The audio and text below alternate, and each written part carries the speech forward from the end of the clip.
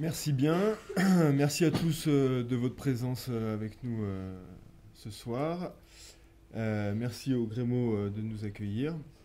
Alors avant de vous présenter nos deux intervenants, je voudrais introduire en quelques mots le thème de ce soir, celui des relations arméno-turques au sens général, donc pas seulement des relations entre l'Arménie et la Turquie, mais bien des relations, j'allais dire, entre les deux peuples. Et dans la perspective du centenaire du génocide des Arméniens en 2015. Et aussi comment notre ONG, Yergir Europe, se positionne par rapport à ces questions. Alors, vous le savez sûrement, la problématique des relations arméno-turques est particulièrement complexe. Elle relève à la fois de plusieurs siècles d'histoire, avec ses ruptures, ses traumatismes, tout autant que d'aspects géopolitiques, socioculturels et identitaires actuels. L'autre caractéristique particulière, c'est qu'elle implique plusieurs composantes. La Turquie, État-nation, l'État d'Arménie, la République d'Arménie, et la diaspora arménienne. Dans les protagonistes, on met un petit peu pour l'instant la diaspora turque de côté, puisqu'on ne peut pas forcément considérer qu'elle soit pleinement impliquée politiquement de manière indépendante dans la résolution de cette problématique. Chacune de ces composantes a ses propres modes de raisonnement, ses propres modes de fonctionnement, qui sont évidemment très différents et qui rajoutent à cette complexité. Et pour parfaire encore l'étendue du problème, les différents aspects de la question sont volontiers instrumentalisés, aussi bien par les parties prenantes que par des intervenants extérieurs au nom d'intérêts souvent supranationaux et qui dépassent même ces questions directement. Le résultat est qu'aujourd'hui, les relations arméno-turques sont dans une impasse, avec des crispations incrustées dans les mentalités des deux camps qui donnent lieu à une sorte de conflit larvé, sujet à une opposition systématique, quasi réflexe, qui s'auto-entretient. On l'a vu encore il n'y a pas très longtemps avec la question de la loi sanctionnant le négationnisme en France et les réactions que ceci est capable de générer. On peut facilement identifier deux pivots de crispation. D'un côté, bien sûr, le génocide des Arméniens et le problème de sa reconnaissance par la Turquie. Et de l'autre, peut-être, à travers la question du statut du Haut-Karabakh, le problème du blocus exercé par la Turquie et l'Azerbaïdjan sur l'Arménie et qui bloque les relations à un niveau diplomatique. Alors, pour en venir un petit peu aux parties prenantes, les deux intervenants, bien sûr, reviendront sur ces points. On peut considérer qu'on a d'un côté la diaspora arménienne, qui s'exprime au travers de ces structures associatives à travers le monde, qui a tendance à se focaliser essentiellement sur la reconnaissance du génocide, en faisant de ce combat un élément pleinement structurant de son identité. Cette posture peut avoir tendance parfois à la déconnecter de la réelle politique régionale et des évolutions qui pourtant ont lieu au sein des différentes sociétés civiles impliquées. Le risque de ça, c'est évidemment d'aboutir à une fossilisation de la mémoire, alors même qu'on peut avoir l'impression qu'en Turquie s'amorce, certes très timidement et dans des segments assez isolés de la société, un travail sur son identité, sur son histoire et sur les problèmes que ça pose à la Turquie aujourd'hui même. Alors bien sûr, la difficulté des Arméniens à entrer dans une logique de discussion, de dialogue avec les Turcs est la conséquence directe d'un crime contre l'humanité qui se perpétue aujourd'hui dans sa négation. Négation absolue, négation active de par le monde. Celle des Turcs, c'est peut-être un petit peu résumé, mais est la résultante d'une idéologie nationaliste construite sur l'idée même d'une infaillibilité morale et historique de leur pays.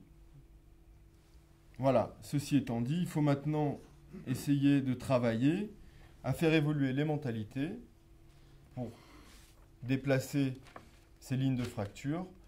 Et notre position à Yelgil, c'est de dire que seul le dialogue, construit sur des bases saines et claires, dans un cadre établi conjointement entre Turcs et Arméniens, peut permettre des avancées. La question centrale reste celle de la reconnaissance du génocide par la Turquie, et nous voulons essayer de la replacer dans son contexte turc, et au sein de la question plus générale de la place de l'identité arménienne en Turquie. Alors évidemment, tout ça est très mouvant et très dynamique. Chaque société civile évolue en interne sur ces questions qui touchent à chaque fois leur identité, leur mémoire, leur histoire.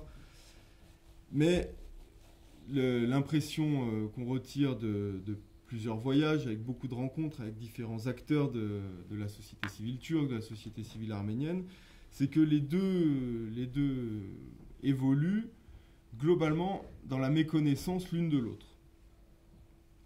Donc, il faut rechercher comment créer des conditions d'initiation d'un dialogue capable de transcender un antagonisme vieux depuis plus d'un siècle.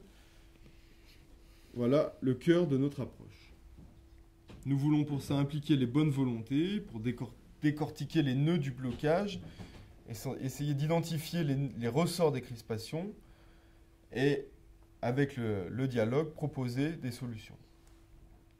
Dans cette logique, nous avons initié un programme d'action en Turquie depuis 2010, dont le principal objet est d'organiser ce dialogue entre sociétés civiles. Ça, c'est un point très important. Je pense que les deux orateurs reviendront là-dessus. C'est qu'il y a différents niveaux. Il y a le niveau des relations diplomatiques entre États et il y a le niveau des relations entre sociétés civiles. Et on a la conviction que c'est ce dernier qui peut amener à un certain déblocage. Ceci étant, nous avons, grâce à nos multiples rencontres, organisé la création d'une plateforme Internet qui va fonctionner selon un mode assez simple. Chaque mois, un comité éditorial paritaire, turc et arménien, décide d'un thème, évidemment en avance, et sur chaque thème, 3 à 4 intellectuels, acteurs de la société civile, leaders d'opinion, rédigent un article, et cet article est mis sur la plateforme et traduit en 4 langues, français, anglais, turc et arménien. Voilà. L'objectif de tout ça, c'est d'essayer de lutter contre cette méconnaissance réciproque et de favoriser le dialogue dans des conditions positives. Je vais maintenant vous présenter nos deux intervenants. Avant ça, je voudrais remercier très chaleureusement tout d'abord la région Rhône-Alpes qui nous soutient très activement dans tous ces projets depuis le tout début. Le Grémo qui est la Maison de l'Orient et de la Méditerranée qui nous accueille et l'Université Lyon 2 qui est notre partenaire dans toutes ces démarches. Alors pour débattre aujourd'hui, pour discuter ce soir, nous avons tout d'abord M. Amit Bozarslan, qui est docteur en histoire et en sciences politiques, directeur d'études à l'EHESS en sociologie politique et historique du Moyen-Orient. Vous avez notamment, dans vos travaux, co-dirigé avec Daniel Rivet l'Institut d'études de l'islam et des sociétés du monde musulman entre 2002 et 2008. On peut citer parmi vos nombreux ouvrages, je rajoute très souvent de très bonne qualité, nous retiendrons tout particulièrement le dernier, Histoire de la Turquie, de l'Empire à nos jours chez Talandier, qui vient de sortir et qui est une histoire, on peut le dire, réactualisée de la Turquie. Je pense qu'on peut sans peine vous considérer comme un spécialiste de l'histoire de la Turquie moderne, de la question kurde et plus généralement de la violence au Moyen-Orient qui est un de vos thèmes de prédilection. Avec nous également M. Gaïd Minassian, docteur en sciences politiques, chercheur associé à la Fondation pour la recherche scientifique et également à la Fondation pour la recherche stratégique, également maître de conférence à Sciences Po Paris en relations internationales et journaliste au Monde. Parmi vos ouvrages, on retiendra Géopolitique du Caucase du Sud, Nouvelle guerre froide, paru chez Autrement, et le dernier, Les zones grises, quand les États perdent le contrôle également chez Autrement. Gaëtz Minassian est donc un spécialiste des relations internationales et également du monde arménien en général. Alors, peut-être pour commencer, Monsieur Bozarslan, je vous laisse la parole. Merci beaucoup. Merci à vous déjà de cette invitation. Je vous souhaite beaucoup de succès dans vos activités. Merci au Grémo aussi. C'est une maison que j'aime beaucoup, à laquelle je tiens beaucoup parce que il est important qu'à l'échelle des provinces, en dehors de Paris, on a des centres d'excellence sur le Moyen-Orient. Et c'est vrai que depuis quelques années, le Grémo s'impose comme l'un de ces centres d'excellence, à la fois dans la formation, mais aussi dans la production d'une réflexion de très haut niveau. Effectivement, je souhaiterais intervenir aujourd'hui par rapport à la Turquie et de voir qu'est-ce qui change en Turquie et qu'est-ce qui ne change pas en Turquie. Mon exposé sera structuré en 3 temps. Dans un premier temps, je vais suggérer que le tabou arménien ne tient plus. Dans un deuxième temps, j'insisterai sur le fait que même si énormément de choses ont changé, la donne Macron n'a pas changé. Et dans un troisième lieu, j'insisterai sur la question de contact entre les sociétés et la question de réconciliation, dans quelle mesure le terme même de réconciliation fera sens ou ne fera pas sens.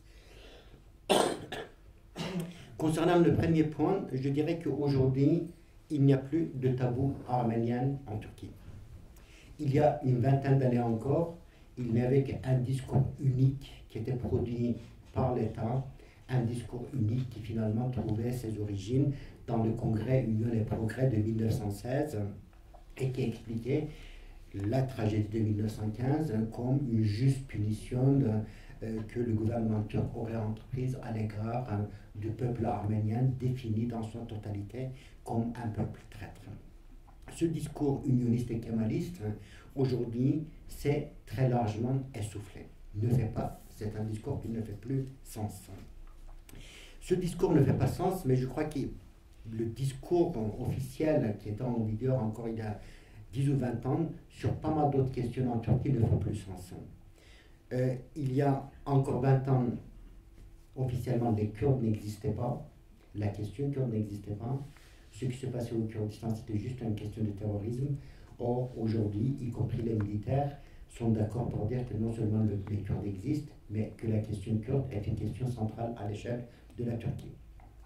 Le conservatisme islamiste, il y a 20 ans, était considéré comme un crime, un délit. Les partis politiques islamistes étaient interdits. Or, aujourd'hui, depuis une dizaine d'années, donc c'est un parti conservateur issu d'un camp islamiste qui dirige le pays. Donc, on a l'impression effectivement que ce qu'on appelait l'idéologie officielle de la Turquie, c'est en grande partie écroulé. Et cela a un impact considérable dans la réévaluation des questions dites sensibles. Parmi ces questions dites sensibles, il y a la question juive, puisqu'il y a eu des pogroms anti-juifs en 1934. Il y a eu une politique extrêmement antisémite qui s'est poursuivie tout au long de la Deuxième Guerre mondiale. Et on sait que d'une manière ou d'une autre, la Turquie a contribué à la Shoah. La question grecque, on le sait aussi, puisqu'il y a eu des déplacements des populations grecques pendant la Première Guerre mondiale. 250 000 Grecs ont trouvé la mort. Par la suite, il y a eu un échange de population avec la Grèce dans des conditions souvent atroces. Et la question centrale que l'historiographie se pose aujourd'hui, c'est bien entendu la question arménienne. Et par rapport à cette question, le courant qui fait déplacer aujourd'hui les lignes de force, c'est un courant qu'on peut définir comme un courant dissident. Ce courant dissident a émergé autour de plusieurs maisons d'édition que vous connaissez, notamment la maison d'édition Belgé, mais aussi la maison d'édition Arras, qui dans les années 80-90 avait une position extrêmement marginale, et autour de plusieurs chercheurs, parmi lesquels le groupe Birikim ou le groupe qui aujourd'hui constitue la maison d'édition İletişim, qui est la maison d'édition de référence en Turquie. Des chercheurs comme Taner Akçam, Murat Belge, Bülent Bilmez, Ahmet İnsel, etc., ou Halil Berktay, donc on peut citer vraiment plusieurs dizaines de noms aujourd'hui, constituent un courant dissident, certes pluriel, certes qui ne se considère pas comme une organisation politique, ni même comme une seule école académique, a fait déplacer aujourd'hui les lignes de force dans les sciences sociales. Et aujourd'hui, dans les sciences sociales en Turquie, c'est ce courant qui détermine, et tout ce qu'on connaît comme novateur, comme recherche sur le domaine arménien, porte la marque de ce courant. Et qu'il s'agisse des islamistes ou l'extrême droite, etc., plus personne ne peut nier l'existence de ce courant qui, de surcroît, est tout à fait en contact avec la recherche qui se mène aujourd'hui sur les génocides ou sur la question arménienne en Europe et aux États-Unis. La littérature sur la question arménienne, le génocide arménien, est désormais très largement disponible. L'État n'a plus la capacité d'interdire des livres. Certes, cela arrive encore, les prisons turques sont pleines d'intellectuels, il n'en reste pas moins que vous avez d'Adrian traduit en turc, Rovanassian traduit en turc, Kevorkian traduit en turc, et il y a également une production turque sur le génocide. Et la presse continue à parler de ce génocide comme soi-disant génocide. Il n'en reste pas moins que le terme de soi-disant génocide est tellement répété que les gens ont fini par intérioriser ce terme. Et enfin, il y a deux autres facteurs qui interviennent. L'un des facteurs, c'est que l'arménité de l'Anatolie jaillit ou de réjaillit pratiquement de partout. On se rend compte combien la violence faite à l'encontre de la gente féminine en 1915-1916 aujourd'hui réapparaît à la surface, et y compris certains intellectuels ultranationalistes comme les deux frères Selçuk, Ilhan et Turan Selçuk, qui ont disparu des pays, ont découvert ou se découvrent des mères qui ont été arméniennes, des mères qui ont été les victimes rescapées, les filles rescapées du génocide. Cela a créé un choc considérable en Turquie. Ces deux frères, une fois de plus, les porte-paroles d'ultranationalisme turc kémaliste, savaient que leur mère était arménienne. Aujourd'hui, après leur décès, ce secret est brisé. Ou vous avez tous suivi le livre de Hassan Cemal, 1915, le génocide arménien. Ce livre est très très important pour plusieurs raisons. D'abord parce qu'il y a l'histoire de grand-père, mais il y a aussi l'histoire de Hassan Cemal, qui à Yerevan ou aux États-Unis était totalement bloqué. Le terme de génocide était au bout de ses lèvres, sur sa langue, et le terme ne sortait pas. Et le livre, c'est une façon de crier vraiment au vieux au-dessus de tout le monde, le terme de génocide. Je ne peux plus porter ce terme, cet interdit, ce tabou en moi, je vous le livre à vous tous. Donc, énormément de choses ont changé. De l'autre côté, on a l'impression que beaucoup de choses où la donne macro n'a pas changé, au contraire, que le discours de l'État s'est quelque peu rigidifié par rapport à 2005, où il y avait une conférence sur la question arménienne, où le terme, le G-word, le mot qui commence avec le G, avait pu être prononcé. Pourquoi aujourd'hui on assiste de nouveau à une certaine crispation? Parmi les raisons de cette crispation, c'est que le gouvernement de l'AKP, sur lequel je reviendrai tout à l'heure, est sous le feu de deux courants nationalistes. Le premier de ce courant nationaliste, c'est un courant qu'on appelle Ulusalcı. Donc le terme vient du terme Ulus, nation, un néologisme de l'époque kémaliste. Ça regroupe les kémalistes qui se présentent comme de gauche. Une partie de ces kémalistes viennent du camp maoïste des années 70 et ils ont amené avec eux le discours de classe et le discours anti-impérialiste de cette période. Ainsi, pour eux, les Turcs représentent une ethnoclasse qui est opprimée par d'autres ethnoclasses, et parmi ces ethnoclasses oppresseurs, il y a bien entendu les Kurdes, les Juifs, les Israéliens, et tout ce que vous pouvez imaginer, mais surtout les Arméniens. Et ce courant Ulusalcı, donc nationaliste, mais nationaliste kémaliste, est aujourd'hui devenu extrêmement répandu, puissant au sein de la jeunesse, puissant dans certaines parties de la Turquie, et sur le toujours dans la tangente, qui ne passe pas à la violence, pas encore, même si par le passé il y a eu des actes de violence, mais qui appelle ouvertement au renversement du régime. Et pour ce courant, bien entendu, les Arméniens, en tant que groupe, avaient trahi. Et donc, du coup, il s'agissait pour les Turcs de se défendre comme une ethnie opprimée et comme une classe opprimée. Et pour eux, le devoir de la nation turque, voire la survie de la nation turque, dépend aujourd'hui de sa capacité de se défendre comme une classe opprimée et comme une nation opprimée. Le deuxième courant nationaliste est le courant qu'on peut définir comme celui des Loups-Gris, qui représente entre 12 et 15% de l'électorat et qui est devenu extrêmement rigidifié à la fois dans son implantation, mais son implantation c'est quand même pas mal élargi, notamment dans les régions côtières, dans son discours. Et ce courant est aujourd'hui, on peut le considérer comme un deuxième courant nationaliste qui structure l'espace politique. Et tout ceci, ça crée énormément de contraintes sur le gouvernement. Ces contraintes se traduisent dans le domaine dans la question kurde, dans les différentes réformes que le gouvernement veut prendre, mais surtout ce qui est aussi important de souligner, c'est que l'AKP lui-même a une position extrêmement ambiguë sur l'ensemble des questions. Entre 2003, 2004, 2005, l'AKP avait besoin de se présenter comme démocrate.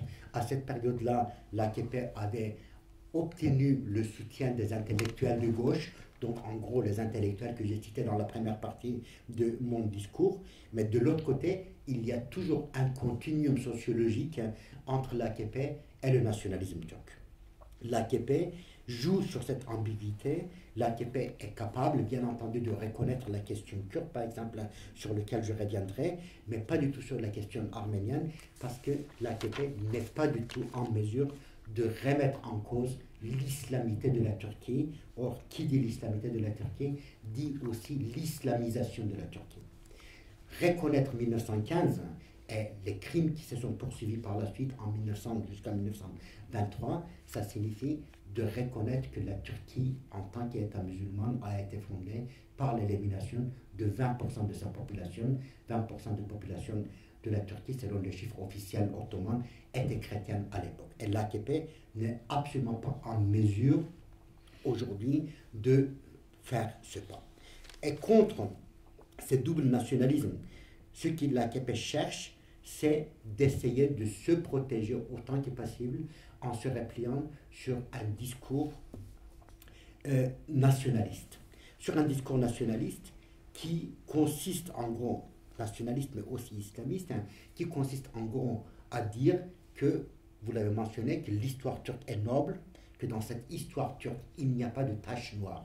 Certes, on a pu commettre des crimes à l'égard des Kurdes, donc les musulmans et les Turcs reconnaissent les crimes qu'ils ont commis par rapport aux autres musulmans, mais dans la turcité, il n'y a rien qui puisse envoyer à un crime comme d'autres communautés qui ne seraient pas musulmans. Et de la même manière, l'islam serait une religion qui ontologiquement interdirait le génocide. Et là, Erdogan l'a répété à plusieurs reprises, dans l'islam, le crime de génocide est interdit et donc les musulmans ne commettent pas de génocide. Cela est vrai pour l'Arménie, mais cela est vrai aussi pour Darfour au Soudan. Au Soudan, le président, qui est recherché par la communauté internationale, par le tribunal international, n'a pas commis de génocide parce qu'il est musulman et en tant que musulman, il ne peut pas commettre de génocide. Donc de ce point de vue-là, on a l'impression qu'il y a un repli identitaire sur la turcité et sur l'islam, alors même que par rapport à la question kurde, il y a une certaine ouverture. Et de l'autre côté, on a l'impression que la nation qui est divisée entre les nationalistes, qui se présentent comme de gauche ou de droite, et l'AKP, a besoin d'un nouveau père fondateur. Ce père fondateur ne peut pas être Mustafa Kemal, puisque Mustafa Kemal est détesté par une partie du camp conservateur. Qui est ce père fondateur? Ce père fondateur est paradoxalement Talat Pacha. Les nationalistes de gauche le présentent effectivement comme celui qui a assuré la survie de la Turquie, et l'AKP, dans la mesure où il n'est pas capable de remettre en cause ce discours dans la mesure où il n'arrive pas à sortir d'un discours totalement rigidifié, se replie sur la protection de nos ancêtres, Ejdad, nos ancêtres n'ont pas pu commettre des crimes, et donc du coup Talat Pacha est aussi réhabilité du côté de l'AKP. Donc voilà un peu la situation aujourd'hui en Turquie. D'un côté une Turquie minoritaire qui a fait bouger les lignes de force, et de l'autre côté une Turquie qui est de très loin majoritaire, qui s'est repliée sur un discours de fermeture. Le troisième point, que faire maintenant? Et comment analyser la question de rapprochement et la question de réconciliation. Pour commencer cette question, pour analyser cette question, je me permettrai de partir, malgré les circonstances différentes, d'une phrase de Thomas Mann, le romancier allemand. Thomas Mann disait en 1944, pour que la justice soit faite, il faudrait qu'1 million d'Allemands soient fusillés. Et il ajoutait, en revanche, si on fusille 1 million d'Allemands, on n'aura plus aucune différence avec les nazis. Je crois que cette phrase nous dit tout. Cette phrase nous dit qu'il y a des moments extrêmement atroces, tellement énormes, que vous ne pouvez plus les appréhender à partir des catégories habituelles que nous disposons en sciences sociales ou dans les discours politiques, dans les discours juridiques, dans les normes juridiques.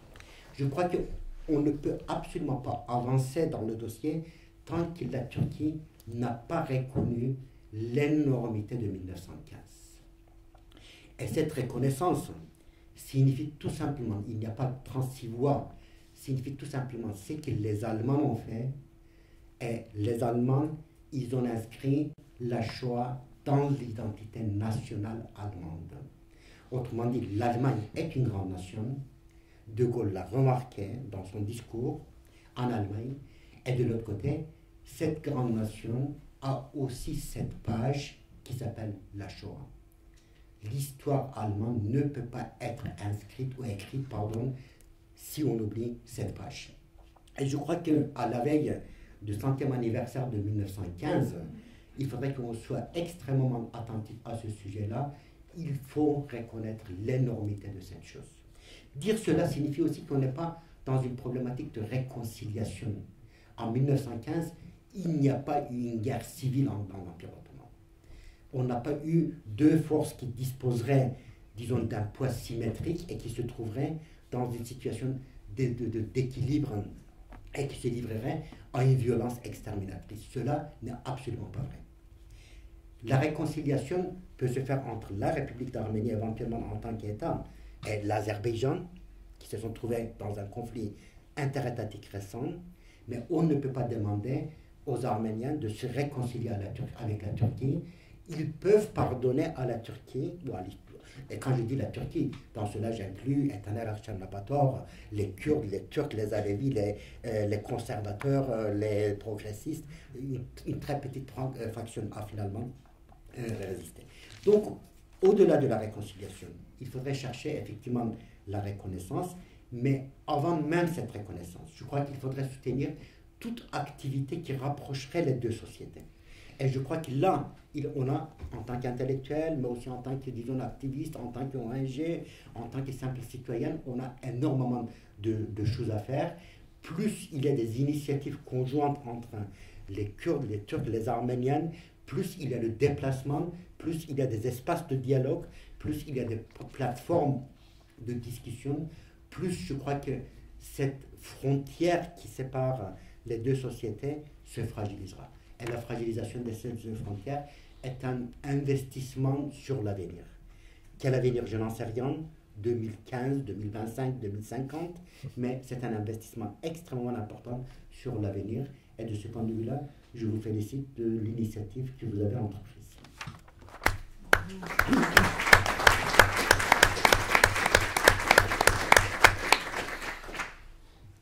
Merci beaucoup, M. Bozinslan.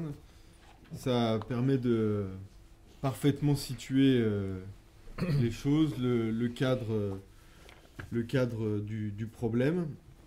On va donner la parole à M. Gates Minassian avant évidemment de passer à des discussions par rapport à tous ces points qui ont été soulevés et qui évidemment appellent beaucoup de remarques.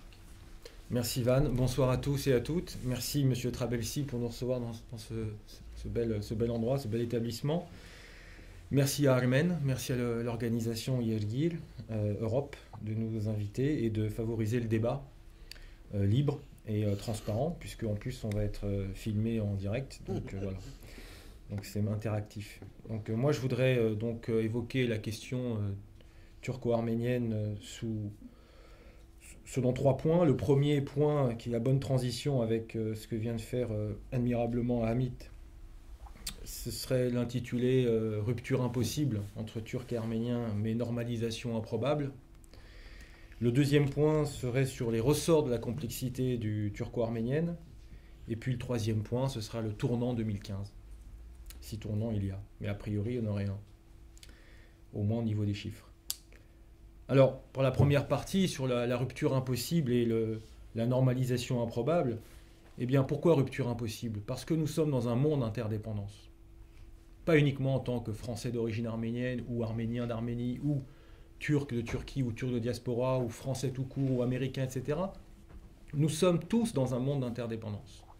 Ce qui se passe ici a des répercussions au Caucase, ce qui se passe au Caucase a des répercussions en Afrique, et ainsi de suite comme ça, parce que nous sommes dans un monde globalisé, connecté, ouvert, et donc transparent. Nous sommes aussi dans une rupture impossible entre Turcs et Arméniens. Rien qu'à travers le discours des Arméniens de la diaspora, Français d'origine arménienne, Américains d'origine arménienne, Canadiens d'origine arménienne, etc. Ce qui les lie, ces gens-là, c'est pas uniquement la question du génocide, c'est aussi le rapport à la Turquie. Et puis la question du génocide est fondamentalement liée à la Turquie. D'ailleurs, David Orlou, le ministre des Affaires étrangères turc, ne se prive pas de rappeler souvent que finalement, les Arméniens de la diaspora, ce sont des anciens sujets ottomans, et qu'il serait peut-être temps de les réintégrer dans la dynamique turque. Mais on y reviendra. Donc il y a une forme d'interdépendance entre Turcs et Arméniens sur la question du génocide, sur l'héritage de l'Empire ottoman, et rien que d'un point de vue anthropologique, culinaire par exemple, on peut parler d'héritage commun. Et alors, si l'art culinaire peut favoriser la paix et la solidarité entre les peuples, ben, tant mieux. Mais bon, on en est loin. Et on le voit bien encore aujourd'hui dans l'actualité. Alors, normalisation improbable, pourquoi? Eh bien, tout simplement parce que depuis 20 ans, depuis donc la chute de l'Union soviétique en 91, donc un peu plus de 20 ans, 22 ans, il y a eu quelques tentatives de rapprochement. La première, c'était la reconnaissance par la Turquie de l'Arménie indépendante, qui n'a pas failli se faire. Pourquoi? Parce qu'en Arménie, il était question à un moment donné de l'appeler République orientale d'Arménie. Imaginez si, au lieu de s'appeler République d'Arménie, l'Arménie s'était appelée République orientale d'Arménie, ça posait un problème pour la Turquie pour la reconnaître. Ça sous-entendait qu'il y avait une république, enfin du moins une Arménie occidentale, qui est dans la tête, dans l'imaginaire des Arméniens, qui est une réalité, et qui est aussi une réalité pour pas mal d'Arméniens qui vivent, enfin islamisés, mais qui vivent en Turquie. Alors, donc, premièrement, 91, la reconnaissance par la Turquie donc, de la République d'Arménie indépendante. Tout comme en 18. La Turquie a été un des premiers pays à reconnaître l'indépendance de l'Arménie en 18. Mais on y reviendra. Le deuxième événement, c'est 93. Un double petit événement. D'abord, on essaie d'impliquer la Turquie dans la résolution du conflit du Haut-Karabakh, avec un accord tripartite qui ne fonctionne pas finalement. Et puis, c'est 93, après la prise de Kelbadjar, donc cette poche entre l'Arménie et le Karabakh, par les forces arméniennes, eh bien, la Turquie ferme sa frontière. Et depuis 93, cette frontière est fermée en solidarité avec l'Azerbaïdjan voisin et allié d'Ankara. 96, c'est aussi un petit tournant, c'est qu'on lance une première destination Istanbul-Yerevan, une première ligne aérienne qui est ouverte. Et depuis, on ne sait pas trop si elle fonctionne bien, enfin ça fonctionne par intermittence, et donc en fonction des relations. Mais a priori, cette ligne est toujours ouverte. Et puis le grand tournant, c'est 2008. 2008 avec ce qui va donner en 2009 les protocoles turco-arméniens. Je vais pas revenir, parce qu'il faut gagner du temps, mais on pourra longuement en parler pendant les questions, sur comment ça s'est fait, etc., le processus. Mais je vais tenir 2-3 petits points. Premièrement, c'est né en Russie. Ce n'est pas né à Washington, c'est né en Russie, ces protocoles. Au mois de juin 2008, donc le président Sarkissian est à peine élu, il est à Moscou, il sort d'une réunion de travail avec des officiels russes, et il se rend à une réunion des hommes d'affaires arméniens de Russie, et il lance l'invitation au président Gül de venir en Arménie, et c'est le début de ce qu'on a appelé la diplomatie du football. Donc, la question est de savoir pourquoi les Russes s'intéressent à cette frontière. Tout simplement parce qu'il y a eu des précédents autour de l'enjeu de cette ouverture des frontières, qui étaient cette fois-ci sous impulsion américaine. Washington a toujours voulu faire de cette frontière une sorte de chasse gardée. Souvenez-vous l'initiative de la commission de réconciliation turco-arménienne, l'initiative de Clinton, avec un gazoduc qui passerait entre la Turquie et l'Arménie et l'Azerbaïdjan. Donc les Russes se sont dit, et j'insiste là-dessus, si on met la main sur cette frontière autour de protocoles, ou de ce que vous voulez, encore, il n'y avait pas encore d'idée de protocole, mais si on met la main sur un processus, sur une dynamique de normalisation, on empêchera les Américains de prendre la main sur cette frontière. Et c'est ce qui s'est passé. L'Arménie en avait besoin, mais c'était sensible comme sujet, pour des raisons qu'on peut imaginer. Mais comme le président Sarkissian avait été un président mal élu en 2008, il avait besoin, pour éviter les sanctions internationales, notamment du Conseil de l'Europe, voire de Washington, donc de montrer quelque chose qui pouvait ressembler à de l'ouverture, une normalisation, une volonté d'ouvrir le pays. Et d'ailleurs, si vous regardez bien, parallèlement à ce processus de réconciliation ou de normalisation, disons plutôt entre Turcs et Arméniens, eh bien, plus on avançait dans cette normalisation, eh bien, parallèlement, moins les pressions et les risques de sanctions s'opéraient.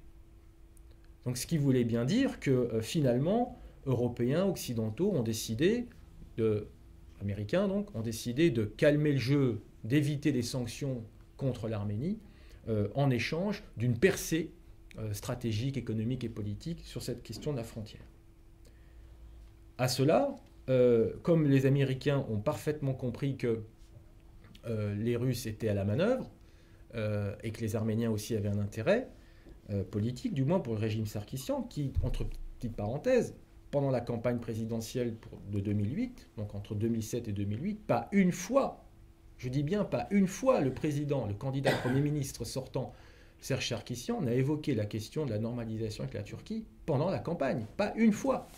La preuve, c'est que dans sa coalition à partir de mars 2008, il y a le parti Tashtaq, le Parti socialiste, qui adhère, pour des questions de sécurité, qui adhère et qui signe l'acte de coalition gouvernementale. Et si, je pense, quand même, il ne faut pas être naïf, si durant la campagne, Serge Sarkissian avait évoqué publiquement cette question, je ne pense pas que le parti Tashtaq, et j'en veux pour preuve qu'ils s'en sont sortis de cette coalition, je ne pense pas que le parti Tashtaq ait adhéré tout de suite à la coalition. Donc, là, il y a quelque chose qu'il faut aller demander à Serge Sarkissian, c'est-à-dire pourquoi, d'un coup, subitement, à partir de son élection, on a évoqué la question de la normalisation avec la Turquie. Et du côté donc américain, donc pas naïf pour un sou, eh bien tout simplement, comme la diplomatie américaine n'enregistrait aucun résultat, mais rien, ni sur l'Irak, ni sur Israël-Palestine, ni sur l'Afghanistan, ni sur les autres problèmes un peu partout, notamment avec l'Amérique latine, rien, zéro résultat, notamment avec la Russie, eh bien, comment elle s'appelle, Hillary Clinton, donc secrétaire d'État, a emboîté le pas, a pris l'initiative de tenir vraiment les rênes de cette normalisation, et c'est devenu une forme de médiation américaine. Mais au départ, non. Au départ, c'est la Russie.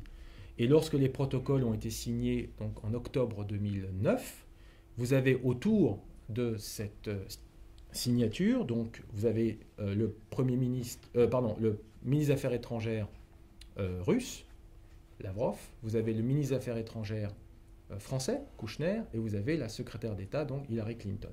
C'est-à-dire les trois pays qui sont les coprésidents de la question donc, du Haut-Karabakh dans le cadre de l'OSCE. Pourquoi ces trois ministres se sont présentés? Parce que d'un côté, il fallait montrer à l'Arménie que, effectivement, il n'y a pas de lien direct entre la question des protocoles et la question du Haut-Karabakh, mais en même temps, il fallait montrer aussi à la Turquie que, indirectement, il fallait un parrainage international, et quoi de mieux que de ouvrir un nouveau chapitre de ce futur groupe, enfin de cet actuel groupe de Minsk dans l'affaire turco-arménienne. Donc c'était une petite pirouette diplomatique pour dire qu'effectivement il n'y a pas de lien direct, mais pourquoi pas un parrainage. Et donc ces protocoles à peine signés ont été vite critiqués, même avant on va dire, mais surtout après, et parce que c'était rendu public, on a vu le contenu dès le mois de septembre 2009, on a vu le contenu de ces documents.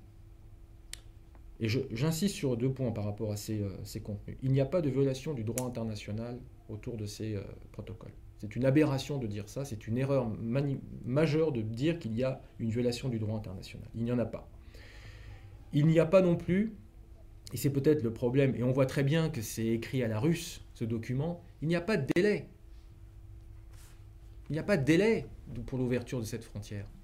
On nous dit, une fois que les protocoles seront ratifiés, sans délai, il y aura derrière 2 mois, au bout de 2 mois, il faudra que la frontière turco-arménienne s'ouvre. Mais personne ne donne de délai, de deadline, de date butoir pour la ratification des protocoles. Donc ça peut être ratifié genre fin 2009, comme 2010, 2011, 2020, 2050. Donc pour les Russes, c'est tout bénef. Le bénéfice est là. On a la main sur ces protocoles, on a la main sur la frontière. Et on empêche une initiative américaine de se manifester sur cette question. Pourquoi les Russes ne veulent pas que les Américains s'en mêlent? Pas parce que c'est la diplomatie classique et les relations entre Russes et Américains. C'est parce que cette frontière est un peu l'Odernice du Sud, c'est-à-dire une frontière, mais vraiment qui date de la guerre froide, voire même avant, qui est très sensible. On passe d'un monde à l'autre. Et c'est une question qui dépasse largement les Turcs et les Arméniens. Largement. Et donc, les Russes ne veulent pas non plus que cette frontière s'ouvre sous le couvert américain, tout simplement parce que si demain cette frontière s'ouvrait, sous le parrainage américain, il se pourrait que le Caucase du Sud soit davantage attiré vers, disons, le monde occidental. Et en termes de soft power, ce n'est pas bon pour la Russie de voir cet espace stratégique qu'est le Caucase du Sud basculer du côté américain. Idem pour la question de la reconnaissance du génocide à Washington. Les Russes n'en veulent pas. En disant ça, je ne suis pas anti-russe, j'analyse les choses. Simplement, ce n'est pas l'intérêt de la Russie de voir le génocide des Arméniens reconnu par Washington. Pour la simple et bonne raison que le curseur des mentalités arméniennes pourrait se déplacer un peu plus vers Washington. Et ça, c'est mauvais en termes d'influence diplomatique. Déjà que la Géorgie de Saakachvili était du côté de Washington, ouvertement, et que l'Azerbaïdjan jouait sur différents tableaux. Et autre petit élément intéressant, c'est que la Russie, dans cette affaire turco-arménienne, finalement, a obtenu un double avantage. Premièrement, c'est de mettre la main sur cette frontière, et deuxièmement, c'est de voir que l'Azerbaïdjan, qui était mécontente de ce rapprochement entre Turcs et Arméniens, parce que toute cette stratégie d'isolement de l'Arménie tombait à l'eau si la frontière s'ouvrait, eh bien l'Azerbaïdjan a signé 2 accords gaziers avec Moscou. Et pour Moscou, c'était aussi intéressant de voir que le gaz azerbaïdjanais n'allait pas vers l'ouest, puisqu'on vient de signer 2 accords. Donc moins il y a de gaz qui part vers l'Occident, mieux c'est pour les intérêts de la Russie. Et d'ailleurs, pour vous dire que c'était quand même cohérent, c'est que l'Azerbaïdjan, qui devait signer un accord gazier avec la Turquie dans le cadre du futur Nabucco, ou son remplaçant, eh bien pendant 2 ans, l'Azerbaïdjan a traîné les pieds pendant les négociations. Il y a eu 25 rounds de négociations pour arriver en 2010 à la signature d'un accord turco-azerbaïdjanais, même pas 1 mois après l'annonce par le président Sarkissian du gel dans la ratification des protocoles. Comme quoi, c'était fondamentalement lié. Donc je ne reviendrai pas sur le pourquoi du comment du côté arménien, avec les méthodes, la diplomatie traditionnelle, secrète même, parce que tout ça s'est fait secrètement. Et dans la nuit du 22 au 23 avril 2009, dans la nuit du 31 août au 1er septembre, on annonce comme ça, paf, sur une question si sensible. Vous imaginez le cynisme des autorités pour appliquer cette méthode. Or, on sait très bien que sur cette question-là, il faut le maximum de transparence pour justement éviter les problèmes. Et on a vu que le gouvernement arménien n'a fait que enregistrer les problèmes pendant et après la signature.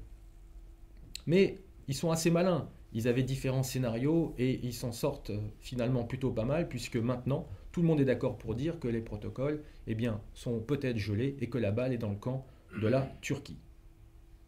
Alors, on nous dit souvent qu'en diaspora, il y avait un grand mécontentement contre les protocoles. C'est vrai, mais pas qu'en diaspora. On nous dit souvent qu'en Arménie, on soutenait les protocoles. C'est vrai, mais pas qu'en Arménie. Les Arméniens étaient divisés sur cette question. Mais ils ont fait preuve de responsabilité, j'ai envie de dire. Pour une fois, globalement. Et pourquoi ce problème? Tout simplement parce que je pense que ce qui comptait pour Yerevan, pour le gouvernement arménien, ce qui comptait avant tout, c'était d'avoir un instrument de pression entre les mains pour casser l'axe turco-azerbaïdjanais. Et d'ailleurs, c'est toujours le cas aujourd'hui. Yerevan voit dans ses protocoles un instrument, et qu'un instrument.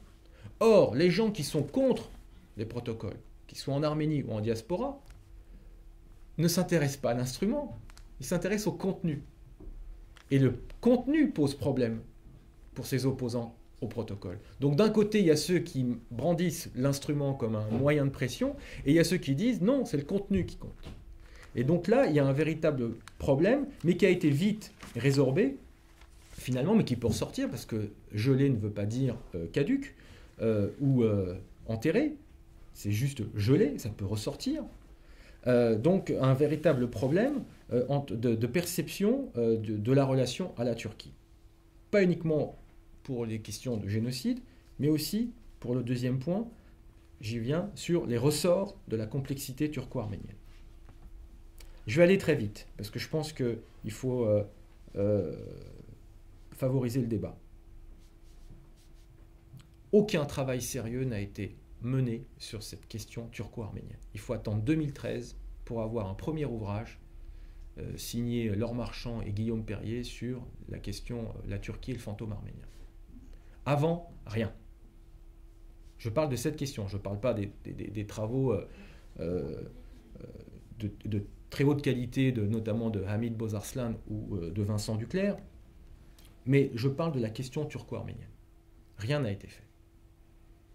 Deuxièmement, j'ai envie de vous dire que la technique, la méthode qui a été utilisée pour traiter cette question turco-arménienne est approximative, maladroite. Et d'un point de vue étatique, elle a été précoce. Les États qui agissent souvent lentement sont intervenus trop vite dans cette question. Les protocoles sont arrivés trop vite.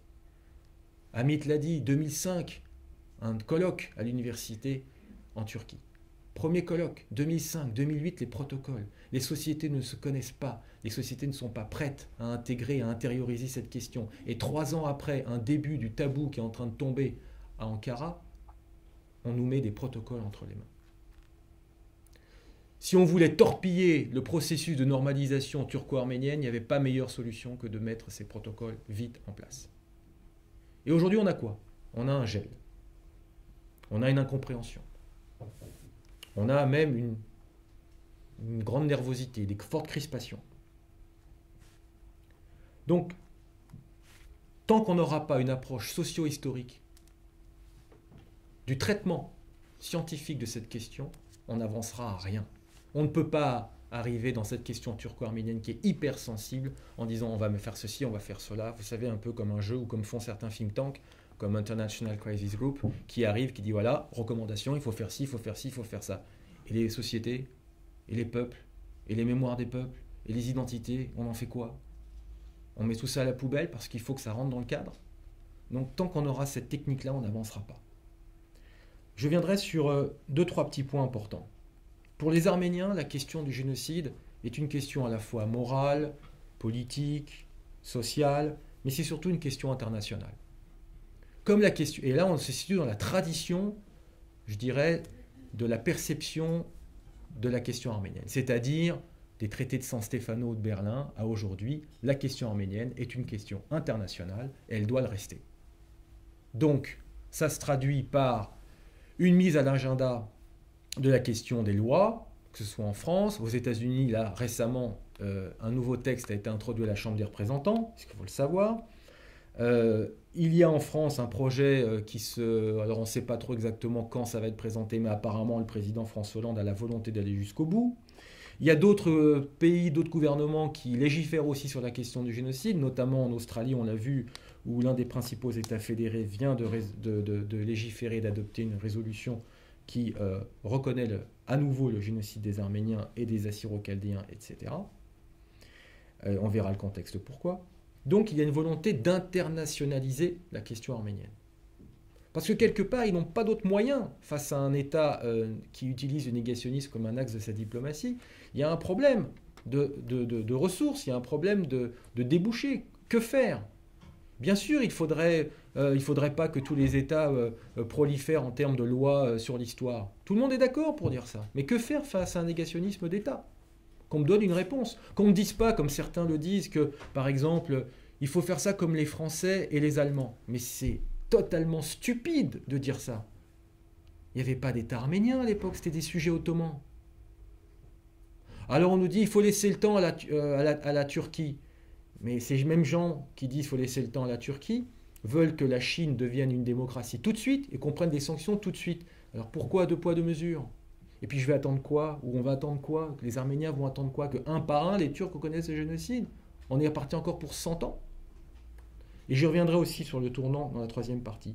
Mais ce qui caractérise fondamentalement du côté arménien cette question, c'est donc de maintenir à l'agenda cette question de l'internationalisation. Mais, attention, il y a des risques.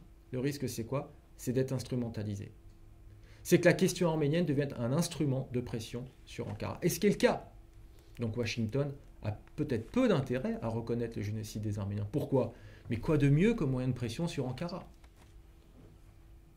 Donc il faut se poser aussi la question. Et du côté turc, eh bien la question arménienne, soit elle n'existe pas, et ça c'est le kémalisme traditionnel, soit eh bien, il faut qu'elle reste dans son état mémoriel. Et il faut maintenir les Arméniens dans leur état, dans leur identité, dans leur carcan mémoriel. Ne pas aller au-delà. Mais il y a eu un changement. Lorsqu'on passe des kémalistes à l'AKP, notamment dans la période 2002 à 2010, le fait d'avoir signé des protocoles, c'est reconnaître l'autre comme son égal, d'autant que c'est Turquie-Arménie, deux États. Ce qui ne se faisait pas à l'époque des kémalistes. Il n'y a pas de question arménienne, il n'y a pas de génocide, il y a à peine un État arménien, mais on ne va pas plus loin qu'une reconnaissance officielle. On n'ouvre pas de diplomatie, d'ambassade à Erevan. Donc ça pose un problème de confiance, qui est fondamental, et on le sait très bien. La Turquie a toujours pratiqué un pas en avant, deux pas en arrière, vis-à-vis de la question arménienne. Ça remonte à 1878, même avant, mais restons sur 1878. On signe les accords de San Stefano et de Berlin, et on ne les applique pas. On signe une mission internationale de 1895 sur des réformes, on n'applique pas derrière, on massacre même derrière. En 1908, on fait la révolution, que l'on dit révolution, qui est plutôt un coup d'État, au nom de liberté, d'égalité et fraternité entre les peuples. Et il y a un accord en 1907 entre le CUP, donc le Parti Union et Progrès, et le Parti Tachnak, qui est le parti majoritaire. Et donc, un an après, 1909, massacre à Adana. En 1912, on signe à nouveau... en 1914, on signe un accord, mais parce que ça a commencé en 1912, des réformes avec la mise en place de commissaires européens qui vont aller dans les vilayets arméniens de l'Empire ottoman, et la Turquie rentre en guerre et elle lance le génocide qui va durer jusqu'en 17-18. Donc on voit bien d'un côté un pas en avant, deux pas en arrière. En 18, la Turquie reconnaît la République d'Arménie et en même temps on lui fait la guerre et on vient à l'annihiler avec le concours des bolcheviks. Bref, et là c'est pareil. On signe des protocoles mais on met tout de suite des préconditions. Donc là ça pose un problème. Donc il y a un problème de confiance, un problème d'altérité. Qui est l'autre ? Qui est l'autre ? Du côté arménien, l'autre, c'est est-ce que ça doit être forcément un ennemi ? Est-ce que le Turc doit être forcément cet ennemi ? Faut-il diaboliser le Turc ? Systématiquement ? Et du côté turc, l'arménien, c'est quoi ? C'est encore l'objet d'une insulte, comme c'est le cas aujourd'hui ? C'est mon égal ou c'est mon vassal ? Et là, c'est un des points, à mon avis, principaux de la problématique turco-arménienne, dans l'altérité. Enfin, je parlerai des logiques de domination. Le problème arménien, ce n'est pas un problème turc, russe ou quoi que ce soit, c'est un problème de logique de domination. Comment s'affranchir de la domination? Qu'elle soit ottomane, qu'elle soit russe, mais même qu'elle soit interne. Comment s'affranchir d'une domination du système des dynasties familiales, claniques? Comment s'affranchir du poids de l'Église? La question arménienne, elle est là, fondamentalement, elle est là. Et un des fondateurs du parti Tachnak, qui s'appelait Christophe Michaelian, l'avait parfaitement écrit. C'était le malheur historique. C'était ça, les logiques de domination. Mais ça a été mal lu, ça a été mal interprété. Et on a voulu voir tout de suite le côté anti-turc d'un côté, anti-russe de l'autre. Mais ce n'était pas ça la vraie question, la vraie nature du problème arménien. C'est un problème de domination. Comment s'en affranchir? Comment sortir de cette dépendance? Et là, c'est aux Arméniens d'y répondre. Dernier petit point dans cette affaire, des ressorts de la complexité, c'est qu'aujourd'hui, on est dans un système, je vous l'ai dit, d'interdépendance, et que la globalisation, aujourd'hui, de toutes les identités, nous oblige à ne plus penser en termes de diplomatie interétatique. C'est fini le temps où les États avaient le monopole des affaires diplomatiques. Les sociétés comptent. Elles sont exigeantes, désinhibées, démocratiques. Elles veulent participer au processus de décision. Mais pas simplement la société arménienne, la société turque, la société française, la société américaine, la société canadienne, etc. Toutes les sociétés aujourd'hui veulent avoir leur mot à dire. Ça suffit. Cette mainmise des appareils traditionnels, donc de l'État, sur des questions internationales. Et là, effectivement, moi je rejoins ce que fait Yergir Europe et j'applaudis des deux mains. Ce dialogue intersocial, où on voit que les individus deviennent eux-mêmes des acteurs diplomatiques, non étatiques, mais diplomatiques. Et je vous rappelle que la révolution en Tunisie a commencé par le sacrifice d'un gars. Regardez ce qu'il a fait. Il a foutu sans dessus-dessous tout le monde arabe.